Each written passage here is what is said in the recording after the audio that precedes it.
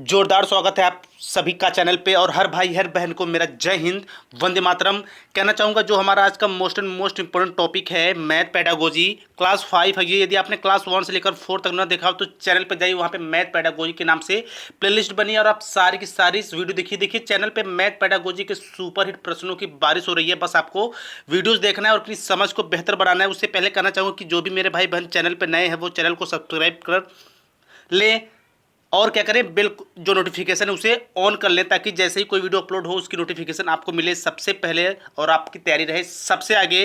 देखिए, आपको भविष्य में एक शिक्षक बनना है तो वीडियो को ज़्यादा से ज़्यादा शेयर करिए। तो चलिए स्टार्ट करते हैं आज की बेहद इंपॉर्टेंट क्लास। देखिए, राष्ट्रीय पाठचर्या की रूपरेखा 2005 में यह उल्लेख किया गया है कि गणित शिक्षण महत्वाकांक्षी, बात क्या हो रही है, महत्वाकांक्षी, सुसंगत और महत्वपूर्ण होना चाहिए। यह महत्वाकांक्षी से तात्पर्य निम्नलिखित में से किससे उपलब्धि है। देखिए, बात क्या हो रही है, बात हो रही है एनसीएफ 2005 की। और आपको बताना क्या है, महत्वाकांक्षी से तात्पर्य क्या है वो आपको बताना है। इसके ऑप्शन है जो देखिए आज क्लास बेहद इंपॉर्टेंट है। और मेरा वीडियो देखने के बाद ये मेरा चैलेंज है, आपको ना ही प्रीवियस ईयर देखना है ना ही कोई बुक्स पढ़नी है। बस इन्हीं प्रश्नों के साथ मैं आपकी जो समझ है बिल्कुल बेहतर और सुपर बना दूंगा और पहली बार में आप सीटेड बेहतर और बड़े नंबर के साथ क्रैक कर जाओगे। चैनल पे सीडीपी और ईवीएस की भी सुपर सीरीज पड़ी है, वहां पे आप जाइए और सारी की सारी वीडियो देखिए। गणित के संकीर्ण उद्देश्य की ऑप्शन ए है।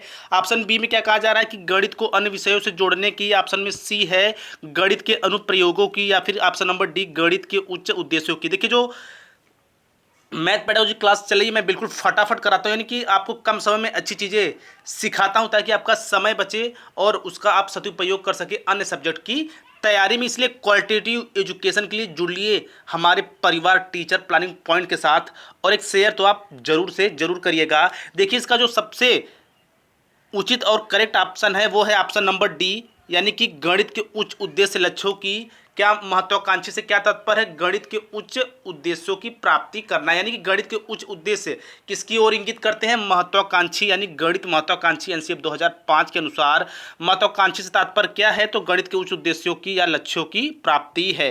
क्वेश्चन नंबर 2 देखिए, ये बेहद इंपॉर्टेंट क्वेश्चन और इस टाइप क्वेश्चन हर साल पूछे जाते हैं सीटेट में। देखिए, कक्षा दो की बात हो रही है तो आप तुरंत ये समझ जाइए क्लास 2 का बच्चा है तो लगभग वो 6 से 7 वर्ष के बीच का होगा। यानी कि हमें ऑप्शन वही चूज करना है जो क्लास 6 और 7 के बीच के बच्चे के लिए बिल्कुल परफेक्ट हो। देखिए, कक्षा 2 में सम और विषम संख्या की संकल्पना का परिचय मूर्त वस्तुओं को दी गई संख्या के युगलन के क्रियाकलाप द्वारा दिया गया। इसके पश्चात शिक्षिका ने छात्रों से जांच करने के लिए कहा कि वे यह देखें कि, देखिए बात क्लास 2 की हो रही है, सम और विषम संख्या की या सम या विषम परिकल्पना की बात हो रही है। तो देखिए, इसमें जो ऑप्शंस दिए गए हैं, यानी कि ये भी कंडीशन भी एक क्वेश्चन में ही है। रंगों की वीडियो में क्रेयनों की कुल संख्या अथवा विषम, यानी कि रंगों की वीडियो में क्रेयनों की कुल संख्या समय अथवा विषम, यहाँ पे सम होगा, सम अथवा विषम। उनकी गणित की कॉपी में कागजों की संख्या सम है अथवा विषम, या फिर ऑप्शन नंबर सी में क्या कहा जा रहा है कि क्रेयनों पेजों की सम अथवा विषम संख्या ज्ञात करना यह कार्य। यानी कि ये देखिए 3 कंडीशंस हैं और इसमें देखिए जो सबसे परफेक्ट आंसर आपको चूज करना है। अधिगम के लिए मूल्यांकन, अधिगम के रूप में मूल्यांकन है, अधिगम के अंत में मूल्यांकन है, अधिगम का मूल्यांकन। देखिए, मैं आपको ये बता दूं कि अधिगम मीन्स होता है क्या है। देखिए, अधिगम मीन्स होता है सिखाना, यानी कि जो भी हम बच्चों को कुछ सिखाते हैं, यानी कि सीखना क्या है, सीखना ही एक अधिगम है। अच्छा, मान लीजिए क्लास 2 के बच्चे हैं और क्लास में क्या हो रहा है, कोई सर उन्हें सम या विषय संबंधी अवधारणाओं का सिखाने का प्रयास कर रहे हैं। तो इसके लिए क्या होगा, यानी बच्चे को हम कोई कार्य दे देंगे सम या विषम से संबंधित, तो हम उसके सब बच्चे के साथ हम क्या कर रहे हैं। तो इसका जो सबसे करेक्ट आंसर वो है ऑप्शन नंबर ए। हम क्या कर रहे हैं, हम अधिगम के लिए मूल्यांकन कर रहे हैं, यानी कि अधिगम के लिए मूल्यांकन है जो ऑप्शन नंबर ए है, बिल्कुल 110% करेक्ट है। जैसे देखिए, जब क्या होता है कि जब हम बच्चों को कुछ सिखा रहे होते हैं क्लासरूम में, तो वो क्या होता है, अधिगम के लिए मूल्यांकन होता है। देखिए, आप कंफ्यूज मत होइएगा, आप चीज़ों को बिल्कुल ध्यान से समझिएगा, आपकी समझ ही बेहतर स्कोर करने वाली है सीटेट एग्जाम में। आपको पहली बार में क्रैक करना है और आगामी शिक्षक पात्रता परीक्षा में एक सीट भी लेनी है। देखिए, क्वेश्चन नंबर 3 में क्या कहा जा रहा है कि कक्षा 2 में व्याकलन के प्रचलन की व्याख्या करने के पश्चात, बात किसकी हो रही है, व्याकलन की हो रही है। तो व्याकलन में क्या होता है, घटाना होता है या घटा होता है। शिक्षक ने श्यामपट्ट पर नीचे दिया गया चित्र खींचा और बच्चों से रिक्त पदों को भरने के लिए कहा। इस अभ्यास का उद्देश्य है, देखिए मैं आपको फिगर भी दिखा रहा हूँ। देखिए कक्षा 2 की बात हो रही तो आप समझ जाइए कक्षा 2 का बच्चा है तो कितने एज ग्रुप का हो सकता है। कक्षा 2 का बच्चा मुश्किल से 6 या 7 वर्ष के बीच का ही होगा। तो इस देखिए जो एक चित्र दिया गया है अध्यापक के द्वारा, यानी कि सर ने ये फिगर बना के दिया है बच्चों को, तो इस चित्र के माध्यम से जो शिक्षक है वो बच्चों के साथ क्या करना चाहते हैं, किस अधिगम प्रक्रिया को पूर्ण करना चाहते हैं। देखिए इसका जो ऑप्शन देखिए, संकलन और व्यकलन की कुशलता को प्रबल करना। ऑप्शन बी है संकलित मूल्यांकन, छात्रों के लिए मजेदार क्रियाकलाप की व्यवस्था करना है। फिर ऑप्शन डी है मस्तिष्क का गणितीकरण। क्वेश्चन नंबर 3 की बात हो रही है तो इसका जो सबसे करेक्ट आंसर वो है option number A. Option number A में कहा क्या जा रहा है, संकलन और व्यकलन की कुशलता को प्रबल करना। देखिए चित्र के माध्यम से जब भी हम बच्चों को कुछ भी जोड़ या हो, गुणा हो, भागे हो, जैसे संकल्पना जब हम बच्चों को सिखाते हैं तो क्या होता है, बच्चे के अंदर उसकी कुशलता को लेकर क्या होता है, बच्चे के अंदर दिन पर दिन क्या होता है, निखार होते जाते हैं कि बच्चे के अंदर वो कुशलताई जो व्यकलन और संकलन का है। देखिए संकलन मीन्स क्या होता है, जोड़, और व्यकलन मीन्स होता है घटाना। इस बात को आप बिल्कुल ध्यान में रखिएगा क्योंकि कभी कभी मैथ सेक्शंस में सवाल भी संकलन या फिर व्यकलन से पूछ लिए जाते हैं, वहाँ पे जोड़ या फिर घटा न देकर संकलन या व्यकलन दे दिया जाता है। तो ऑप्शन नंबर ए बिल्कुल 110% करेक्ट है, संकलन और व्यकलन की कुशलता को प्रबल करना। यानी जो चित्र के माध्यम से जो शिक्षक बच्चों को क्रियाकलाप करा रहे हैं उसका उद्देश्य है। Option number A is correct. देखिए क्वेश्चन नंबर देखिए, नीचे दिए गए चित्रों में कुल कितने आयत है, उपयुक्त प्रश्न जांच कर रहा है। यानी कोई क्लासरूम है उसमें जो सर हैं वो निम्नलिखित फिगर दे दिए हैं जो आपके बिल्कुल सामने है।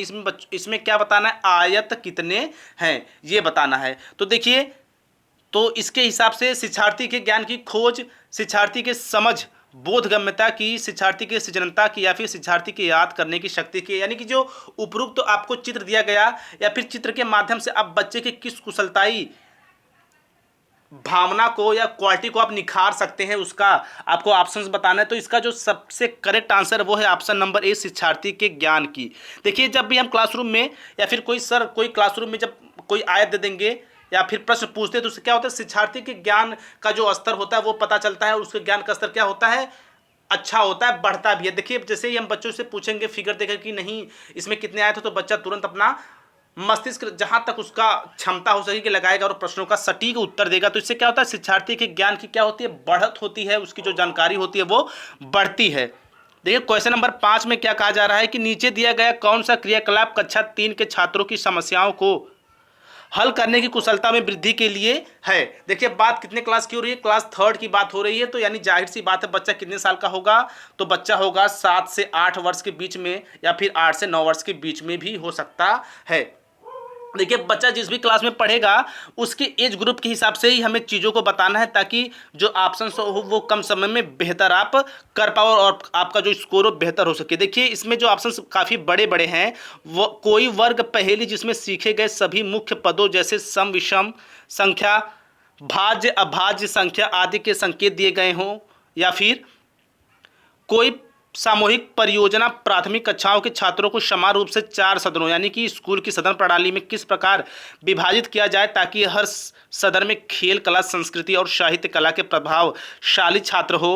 ऑप्शन नंबर सी में कहा जा रहा है कि कक्षा में संख्या और प्रचालन विषय पर अंतरा वर्ग पहेली प्रतियोगिता आयोजित करना, या फिर कोई कार्यपत्र जिसमें 4 मूल प्रचालन पर समस्याएं जैसे ज्ञात करना, जैसे 25 गुणे 34 या फिर 451 भागे 11 आदि दी गई हो। देखिए मैं आपको क्वेश्चन एक बार फिर से रिपीट कर देता हूं कि नीचे दिया गया कौन सा क्रियाकलाप कक्षा 3 के छात्रों की समस्याओं को हल करने की कुशलता में वृद्धि करता है, यानी कि समस्याओं को हल करने में, यानी समस्याओं को हल करने की कुशलता वह कौन सा ऑप्शन है जो दर्शाता है, तो वो है ऑप्शन नंबर बी। देखिए आप बिल्कुल ध्यान से, ऑप्शन नंबर बी में क्या कहा जा रहा है कि कोई सामूहिक परियोजना प्राथमिक कक्षाओं के छात्रों को समान रूप से चारों सदनों यानी कि स्कूल के सदन प्रणाली में किस प्रकार विभाजित किया जाए ताकि हर सदन में खेल कला संस्कृति और साहित्य कला के प्रभावशाली छात्र हो। देखिए ये जो ऑप्शन नंबर बी बिल्कुल क्वेश्चन के साथ जाता है क्योंकि इस ऑप्शन से एक और भी निष्कर्ष निकलता है कि बच्चे किसी भी सदन के हो, चाहे 1 सदन हो, 4 सदन हो, 6 सदन हो, उसमें आप सभी को क्या करना, खेल से जोड़ेंगे, संस्कृति से जोड़ेंगे, साहित्य से जोड़ेंगे,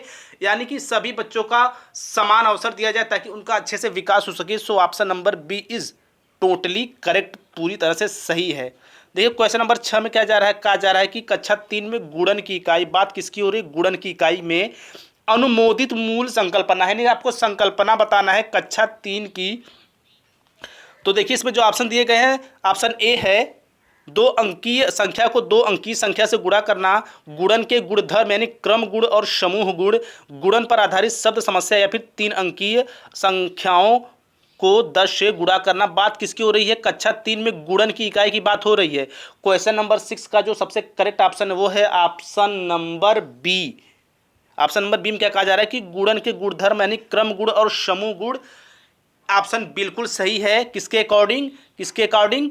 गुणन की इकाई के अकॉर्डिंग बिल्कुल करेक्ट ऑप्शन है क्या? ऑप्शन नंबर बी, गुणन के गुणधर्म यानी कि क्रम गुण और समूह गुण। तो हम आगे बढ़ते हैं क्वेश्चन नंबर 7 की तरफ। देखिए भिन्न की बात हो रही है। देखिए भिन्नों से मैं आपको बार बार करता हूं कि भिन्न को क्वेश्चन मार के तमाम क्वेश्चन आपको एग्जाम में पूछे जाएंगे। बिल्कुल भर भर क्वेश्चन आते हैं, इसलिए आपको बिल्कुल वीडियोस के लास्ट तक बने रहना ताकि आपकी जो समझ है, आपकी जो अंडरस्टैंडिंग है बिल्कुल सुपर हो सके और आप पहली बार में सीटेट को क्रैक कर जाओ। देखिए भिन्न की इकाई से शिक्षक ने छात्रों से किन्हीं 5 भिन्नों की सूची बनाने के लिए कहा। यह प्रश्न संकेत करता है। देखिए कोई क्लासरूम है, उसमें भिन्न की इकाई से यानी कि भिन्न की इकाई से, क्वेश्चन को आप समझिए, भिन्न की इकाई से शिक्षक ने छात्रों को कहा 5 सूची बनाने के लिए कहा। तो आपको यह बताना है कि जो 4 ऑप्शन है ये किस ओर संकेत करते हैं, यानी सोचने के उच्च स्तर को, विश्लेषण सोच को, त्रिविमीय यहाँ पे होगा, आकाशीय सोच को या फिर सोचने के निम्न स्तर को। बात क्या हो रही है? बात हो रही है शिक्षक ने छात्रों को किन्हीं 5 भिन्नों की सूची बनाने के लिए कहा। तो यह प्रश्न किसकी ओर संकेत करते हैं? क्वेश्चन नंबर 7 का जो सबसे करेक्ट आंसर वो है ऑप्शन नंबर डी, यानी सोचने के निम्न स्तर को क्या करते हैं? संकेत करते हैं। इसलिए ऑप्शन नंबर डी बिल्कुल करेक्ट होगा। देखिए question number 8 very important question, और सारे के सारे जो आज हम 15 क्वेश्चंस करने वाले हैं बेहद ही CTET exam point of view से वेरी वेरी वेरी इंपॉर्टेंट है और मोस्ट वांटेड क्वेश्चन है। देखिए किसी अभ्यास में प्रश्न था, यानी कोई प्रश्नावली थी, उसमें कैसा प्रश्न था? कोई रेखा थी, यहाँ पे P था, यहाँ पे Q था, ठीक है, तथा एक और रेखा थी, यहाँ पे R था, यहाँ पे S था। रेखा खंडों की लंबाई माप, ठीक है, मापिए, यानी सर ने 2 रेखाओं की लंबाई मापने के लिए कहा। वो था PQ था और एक RS था।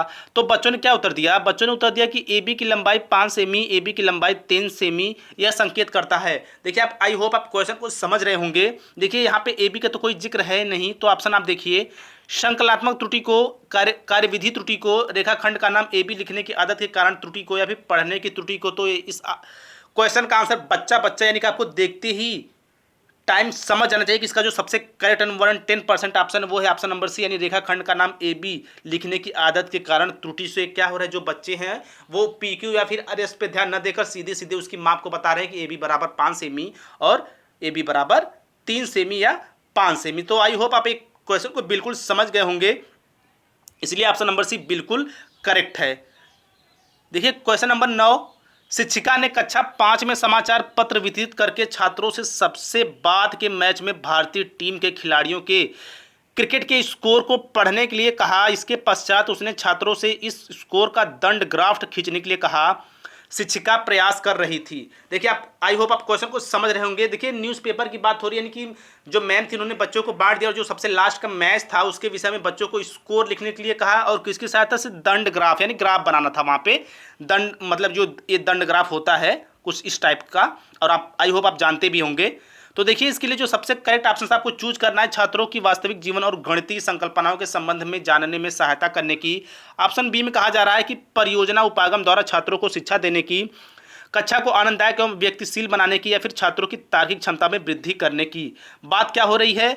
बात हो रही थी लास्ट के सबसे जो क्रिकेट हुआ था, तो ये जो क्रियाकलाप मैम ने बच्चों को दिया, तो उसके माध्यम से वो किस चीज़ में बच्चों की हेल्प कर रही हैं? तो उसके लिए सबसे जो करेक्ट ऑप्शन है वो है ऑप्शन नंबर ए, यानी छात्रों की वास्तविक जीवन और गणितीय संकल्पनाओं के संबंध में जानने में सहायता करने में, ठीक है। यानी कि इसके माध्यम से बच्चा क्या करेगा? जो उसकी वास्तविक जीवन की गणितीय संकल्पनाएं होती है उसको समझ सकेगा, उनके बीच में क्या संबंध है उनको जान सकेगा, उसे हेल्प भी मिलेगी। इसलिए ऑप्शन नंबर ए बिल्कुल करेक्ट है। क्लास 10 की देखिए क्वेश्चन नंबर 10, कक्षा 5 के किसी छात्र को निम्नलिखित समस्या दी गई, ठीक है। कक्षा 5 का छात्र यानी कि बच्चा कितने साल का है? 9 से 10 वर्ष का बच्चा है, ठीक है। और उसके पास समस्या क्या है, यानी उसे समस्या क्या दी गई? देखिए मुंबई में, ठीक है, मुंबई में 336 बस स्टॉप है, दिल्ली में 127 बस स्टॉप अधिक है, यानी मुंबई में 336 है और जो मुंबई है उसमें 127 अधिक हैं। दिल्ली में कुल कितने बस स्टॉप हैं? छात्र ने उपरोक्त समस्या का उत्तर इस प्रकार लिखा। किस प्रकार लिखा? दिल्ली में कुल 336 plus 127 equal to 463 bus stop हैं।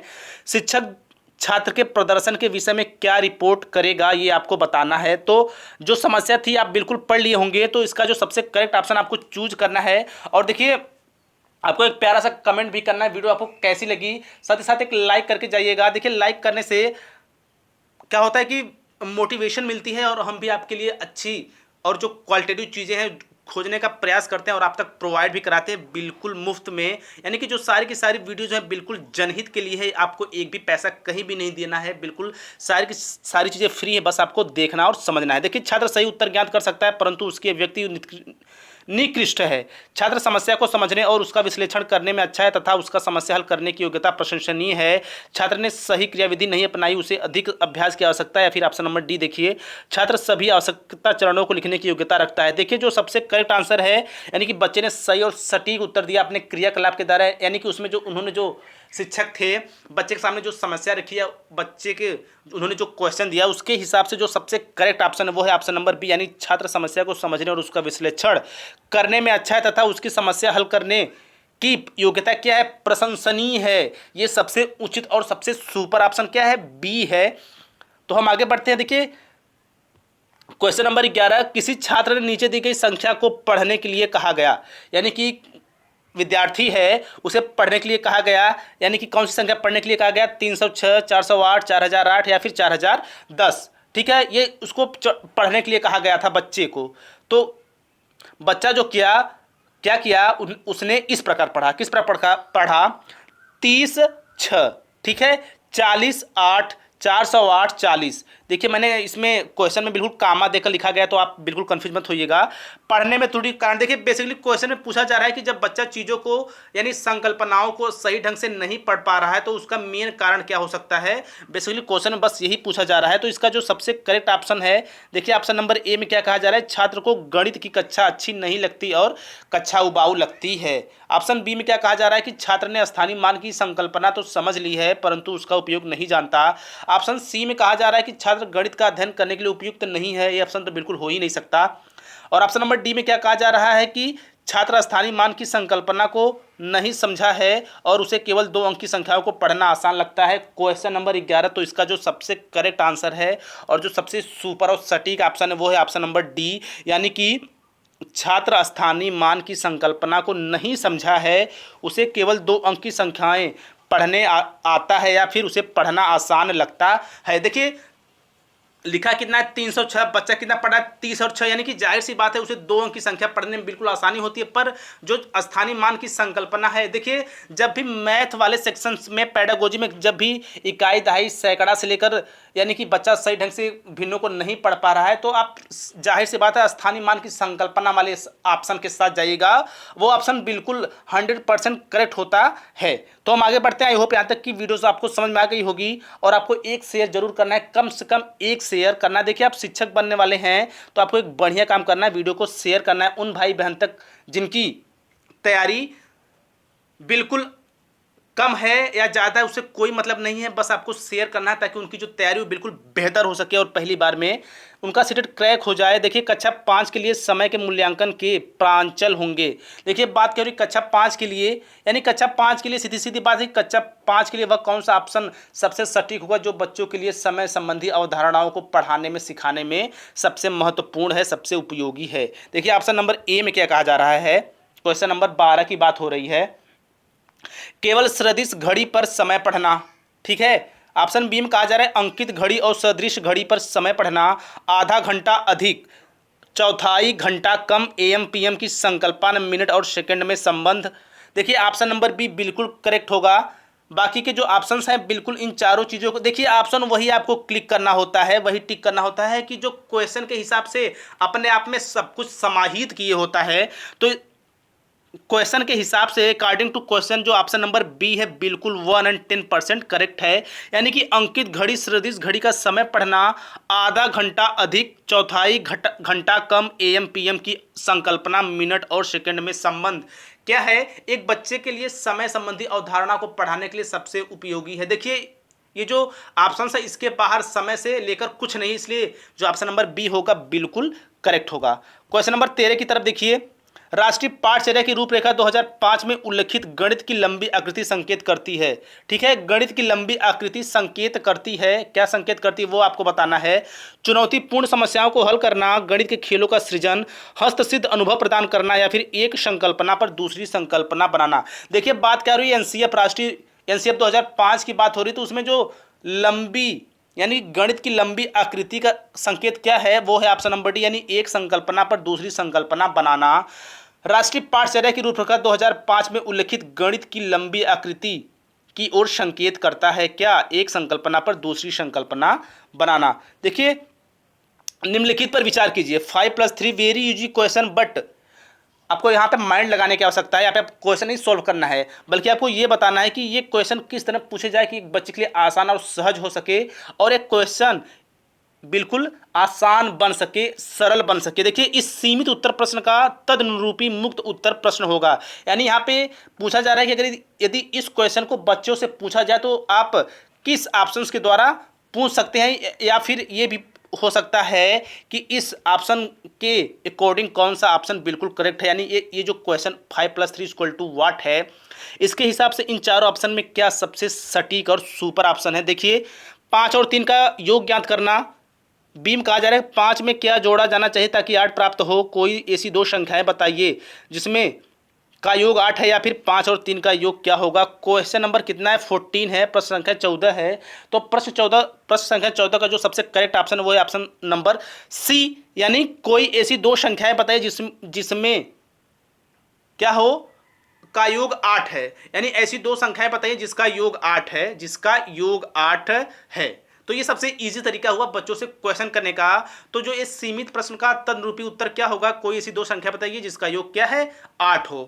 क्वेश्चन नंबर लास्ट देखिए, क्वेश्चन नंबर 15 में क्या पूछा जा रहा है कि फरहान ने विद्यालय के पुस्तकालय में जाने पर यह पाया कि कहानी अनुभाग में रखी 100 पुस्तकें नष्ट हो गई हैं। ठीक है, आपको सॉल्व नहीं करना है, बस चीज़ों को बिल्कुल ध्यान से समझना है कि इस परिस्थिति में क्या चीज़ें सबसे बेहतर हो सकती हैं, क्वेश्चन के हिसाब से कौन सा ऑप्शन सबसे सुपर हो सकता है। फरहान ने विद्यालय के पुस्तकालय में जाने पर यह पाया कि कहानी अनुभाग में रखी 100 पुस्तकें नष्ट हो गई हैं। 20 पुस्तकों का किसी भी को पता नहीं है। 219 जो पुस्तकें हैं अलमारी में रखी हैं। 132 पुस्तकों को बच्चों को पढ़ाने के लिए दिया गया है। पुस्तकालय में कुल कितनी कहानी की पुस्तक थी। ठीक है, ये तो बात हो गई। तो हम आगे क्या इसमें पूछा जा रहा है कि शिक्षक इस प्रश्न द्वारा निम्नलिखित किस मूल्य को पढ़ा सकता है। अध्ययन की सहायता करना ऑप्शन ए है, ऑप्शन बी है अन्य के साथ पुस्तकों की साझेदारी करना, ऑप्शन सी है पुस्तक को अच्छी देखभाल करना, या फिर ऑप्शन डी सहयोग की सद्भावना संवेदनशीलता है। तो देखिए जाहिर सी बात है, यहाँ पे हर जगह आपको पुस्तक संबंधी चीज़ों की बात हो रही है, तो इसका जो सबसे सुपर और सबसे सटीक आंसर क्या है, पुस्तकों की अच्छी देखभाल, यानी ऑप्शन नंबर सी बिल्कुल 110% करेक्ट होगा। सो आई होप ये वीडियो आपको जरूर पसंद आई होगी, और एक प्यारा सा कमेंट जरूर करिएगा कि वीडियो आपको कैसी लगी। सो मिलते हैं नेक्स्ट पार्ट में। और साथ ही साथ कहना चाहूँगा, यदि आपने अभी तक मेरे चैनल को सब्सक्राइब नहीं किया तो सब्सक्राइब करके बेल आइकन प्रेस कर लें। सजग और सचेत बनिए, और पहली बार में यदि आपको सीटेट क्रैक करना है तो हमारे चैनल को सब्सक्राइब करना न भूलें। मिलते हैं नेक्स्ट पार्ट में। इसी तरह हंसते मुस्कुराते स्वस्थ व्यस्त और मस्त रहिए। जय हिंद, जय भारत।